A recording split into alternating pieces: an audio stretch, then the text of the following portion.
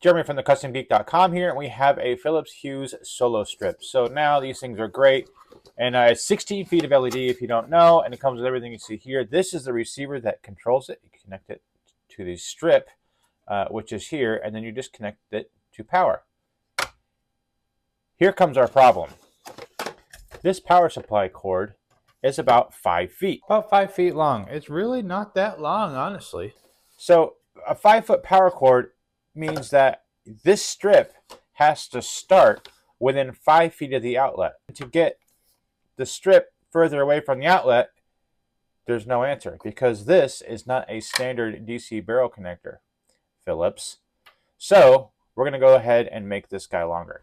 Also, in the box is this a remote? No, it's just manuals.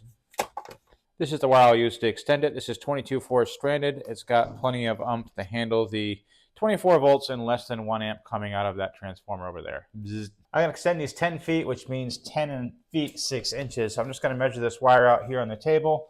And then this is 8 feet here. And we need another 2.5 feet. And so there is our 10 feet. And then again, we can do the same thing for the second piece just by mirroring it against this one. For full disclaimer, this shirt is only valid some of the time. All right, guys, extending these wires, here's some of the things I'm going to use today. I bought these 20 years ago, a little bit over 20 years ago, almost 21 years ago. These are wire strippers. These are the best wire strippers known to man, I think, period. All right, guys, here's the power supply. Here's 10 feet of the wire, and then we're going to extend this out. So the first thing I'm going to do is I'm going to cut this wire here. So we're going to pick right about there. We're going to strip the wire. I'll go ahead and strip it about this much. And strip the internal wires about that far back. Sometimes if you do two at a time, that happens with these, so just do them one at a time. To be super bougie. Here, and then we're going to strip these. We're going to tin these wires after twisting them.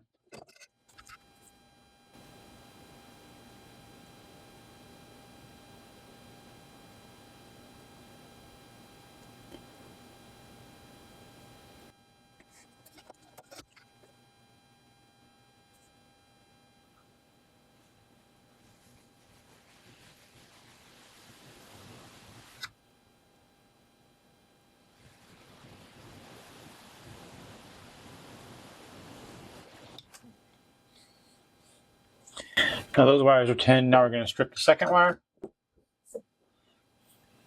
The extension wire, so to speak.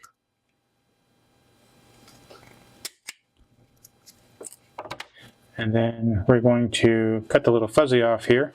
I don't like it, the little pull fiber. Oops. That we're going to go light and dark. And stretch these out. I'm going to even these wires up. Pretty much almost even, but not quite there. Now they are.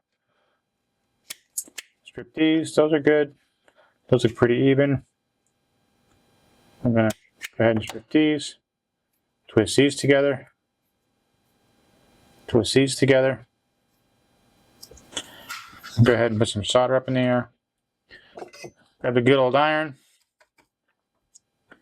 Realize I don't have my soldering glasses on, but that's okay. I still have Hawkeye vision. Not bad for 50, huh? That's right. And then while we're thinking of this, while we're thinking about this, we're going to put this heat shrink on this wire. And so that way we don't forget it later. So that way it's on the wire and it'll cover everything up. We have our smaller heat shrink for the ends, but we're going to do this now because it's just wisdom. So we're going to do the same thing.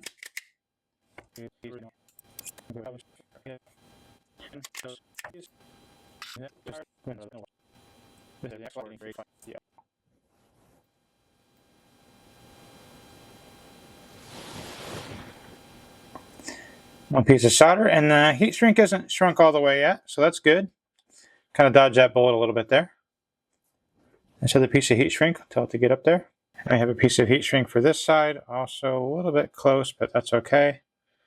And here, so we can insulate the wires. We're going to turn on our hot air noise.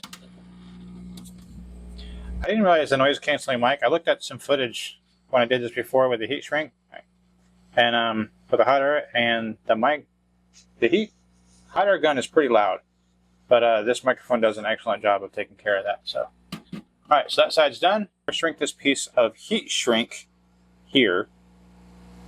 Sometime I'll do reflow with a hot air gun, and I'll show you how you can reflow and take on and off, or put on and take off surface mount parts with a hot air.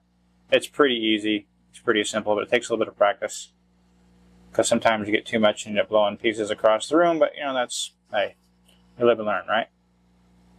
So we do this, and this is all set, and now it's ready to test. All right, guys, we have a power supply and everything ready to test. So we're going to take and we're going to plug in the power supply. We're going to plug in this. Actually, we're going to plug in the LED first. And then we'll go ahead and plug in this right here and then see what happens. That was dramatic, I know. All right, so everything looks good. Lots of bright. And then we have a thermal camera here. So we're just going to take a thermal image of the places that we actually soldered. And so we're going to go ahead and shoot video of this here for you.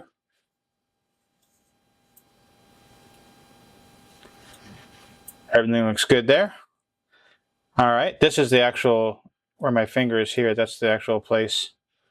That's my heat from the finger. You can see where the wire I touched it. Good thermal camera, by the way. I'll put a link in the description.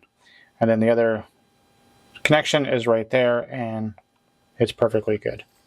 No hot spots. It's a good day. Even my soldering iron's happy. That's been on for a while. Thanks for watching.